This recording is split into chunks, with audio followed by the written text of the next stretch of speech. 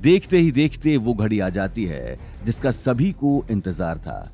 Conference room में अवनी और घर में गौतम दोनों बेसब्री से इंतजार कर रहे थे उस पल का जब गायत्री देवी अवनी का नाम लेगी गौतम से, और रहा नहीं जाता और वो अवनी को कॉल लगाता है, पर अवनी गौतम का कॉल नहीं उठाती है। कुछ घंटों बाद वो फिर से अवनी को कॉल करता है, पर अवनी का कॉल स्विच्ड ऑफ आता है। गौतम अब टेंशन में आ जाता है। उसे बहुत ही स्ट्रांग फीलिंग आती है कि अवनी ठीक नहीं है। वो अवनी के ऑफिस में लैंडलाइन पर कॉल करता है और उसे पता चलता है कि अवनी बहुत पहले ही ऑफिस से निकल चुकी थी। गौतम अवनी को ढूंढने जाने ही वाला होता है कि तभी उसे डोरबेल की आवाज सुनाई दी। गीता हॉल में ही बैठकर टीवी देख रही थी। गौतम ने किचन से बाहर निकलकर जैसे ही दरवाजा खोला तो वो भौंचक्का रह गया। सामने अवनी खड़ी थी और उसके चेहरे का रंग पूरी तरह से उड़ा हुआ था। इससे पहले कि गौतम कुछ पूछता, अवनी बिना कुछ कहे अपने कमरे में चली गई। अवनी का इस तरह वहां से चले जाना गौतम को समझ नहीं आया। उसने एक नजर गीता को देखा, लेकिन गीता की आंखें टीवी में चल रहे प्रोग्राम पर थीं। गौतम अगले ही पल अवनी के पीछे चला गया। रूम में जाते ही उसने देखा अवनी खिड़की के पास खड़ी थी। गौतम की बेचैनी अब बढ़ती जा रही थी। वो हिम्मत करके अवनी के पास चला गया। अवनी, क्या हुआ? तुम ऐसे परेशान क्यों हो? उस नील ने कुछ किया क्या? गौतम प्लीज मुझे थोड़ी देर के लिए अकेला छोड़ दो। ये बात सुनकर गौतम दरवाजे की तरफ बढ़ गया, लेकिन तभी उसके कदम रुक गए। क्या हुआ? तुम्हारा डिजाइन सेलेक्ट नहीं हुआ? ये बात सुनते ही अवनी की आंख से आंसू गिरकर उसके गालों पर आ गए। हाँ, मैं फेल हो गई गौतम। इम्पॉसिबल, तुम फेल हो ही नहीं सकती। तुम्हारा डिजाइन परफेक्ट था। तुम्हें क्या पता परफेक्ट डिजाइन क्या होता है?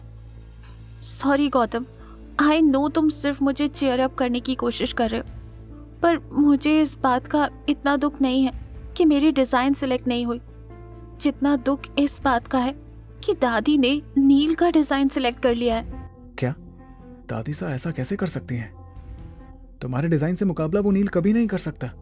तुम्हारी डिजाइन सच में बेस्ट थी। अब क्या फर्क पड़ता है मेरा डिजाइन कैसा था, कितना अच्छा था? इन सब बातों का अब कोई मतलब नहीं है। मुझे अभी तक इस बात पर यकीन नहीं हो रहा। आखिर दादी साथ तुम्हें और नील को कंपेयर भी कैसे कर सकती हैं? I mean, वो कहां और कहां तुम? अवनी, इन सबके पीछे जरूर कुछ ना कुछ गड़बड़ है। अगर कुछ गड़बड़ है तो भी मैं कुछ नहीं कर सकती। दादी सा ने नील का डिजाइन दिखाने से भी मना कर दिया। उन्होंने कहा कि ये कंपनी पॉलिसी के अगेंस्ट है। एक बार डिजाइन अवतार में सबमिट होके सिलेक्ट हो जाए तभी वो हम सबको डिजाइन दिखाएंगी, ताकि वो डिजाइन लीक ना हो। आज नहीं तो कल लोगों को सच तो पता लग ही जाएगा, क्योंकि दादी सा को डिजाइन सबके सामने लाना तो पड़ेगा ही। ज्यादा दिन तक वो छुपा कर तो नहीं रख सकती। ये बात सुनकर अवनी आगे कुछ नहीं कह पाई, लेकिन गौतम की आंखों में आग भड़क चुकी थी। वो अब जल्द से जल्द इस पूरे मामले की जांच करने वाला था। उसे पक्का यकीन था कि गायत्री देवी ने जानबूझ के अवनी के साथ पिछले दिनों का बदला लिया है। और गौतम का शक सही साबित होता है जब अग्रवाल ग्रुप में दादी सा नील को डिजाइन अवतार ग्रुप में सबमिट करने के लिए देती हैं। और नील डिजाइन को देखकर शॉक्ड हो जाता है, क्योंकि वो उसका बनाया हुआ डिजाइन नहीं है बल्कि अवनी का डिजाइन है। दादी सा, इसका मतलब आपने अवनी का डिजाइन मेरे नाम से रिप्रेजेंट किया है? हाँ, ये डिजाइन अवनी का ही है, लेकिन वो मेरी कंपनी में डिजाइन डायरेक्टर की पोस्ट डिजर्व नहीं करती। वैसे भी उसने और उसके पति ने मिलकर हमारे परिवार के नाम पर कीचड़ मल रखा है। अब मैं परिवार का नाम इससे ज्यादा खराब होते हुए नहीं देख सकती हूँ। तुम अग्रवाल परिवार का होने वाला कल हो और तुम ये ज्यादा डिजर्व करते हो। ठीक है दादी, लेकिन अवनी को इस बात का पता चल गया तो क्या? उसका पति कौन सा कोई राजकुमार है कि वो हमसे पंगा लेगा? घर से निकाल ही चुकी हूँ।